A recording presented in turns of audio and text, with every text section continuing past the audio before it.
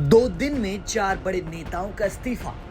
3 नेताओं ने ज्वाइन की बीजेपी। चुनाव से पहले बढ़ गई कांग्रेस की टेंशन। लोकसभा चुनाव की घोषणा होते ही कांग्रेस की मुसीबतें बढ़ गई हैं, क्योंकि 2 दिनों के भीतर पार्टी के 4 नेताओं ने कांग्रेस का साथ छोड़ दिया है और 3 नेताओं ने तो बिना देरी किए बीजेपी का दामन थाम लिया, जिससे कांग्रेस आलाकमान से लेकर उत्तराखंड कांग्रेस की टेंशन भी बढ़ गई है। पिछले 2 लोकसभा चुनाव से वैसे ही कांग्रेस प्रदेश में एक भी सीट जीतने में विफल रही है और अब जब लोकसभा चुनाव की तारीखें नजदीक आ रही हैं तो कांग्रेसी नेता पार्टी को कमजोर करने लगे हैं।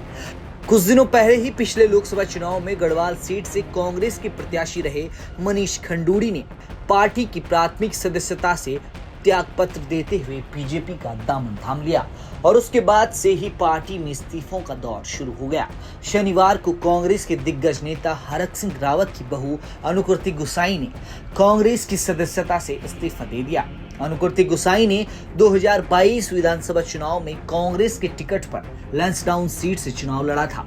गंगोत्री के पूर्व विधायक विजयपाल सिजवान और पुरोला के पूर्व विधायक मालचंद ने भी कांग्रेस से त्याग पत्र दिया है और शनिवार को ही बीजेपी में वो शामिल हो गए। लेकिन कांग्रेस को बड़ा झटका रविवार को लगा जब बद्रीनाथ के मौजूदा विधायक और कांग्रेस के बड़े नेता राजेंद्र भंडारी ने अचानक पार्टी से इस्तीफा देते हुए दिल्ली बीजेपी दफ्तर में बीजेपी ज्वाइन कर ली।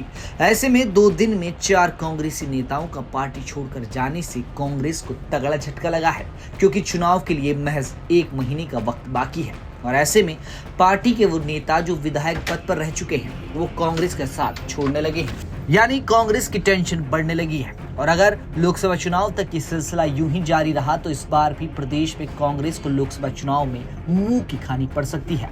फिलहाल पार्टी मंथन कर रही है कि आखिर कौन से कारण है कि नेता कांग्रेस से मुंह फेर रहे हैं। बहरहाल कांग्रेस का पूरा ध्यान लोकसभा चुनाव पर है। आपको बता दें कि उत्तराखंड में पहले चरण में ही 19 अप्रैल को लोकसभा चुनाव होने हैं। ऐसे में अभी कांग्रेस ने उत्तराखंड की 5 सीटों में से 3 ही सीटों पर अपने प्रत्याशी घोषित किए हैं। इस बार देखना होगा कि प्रदेश की 5 सीटों में से कांग्रेस को कितनी सीट मिल पाती है। ब्यूरो रिपोर्ट उत्तराखंड तक।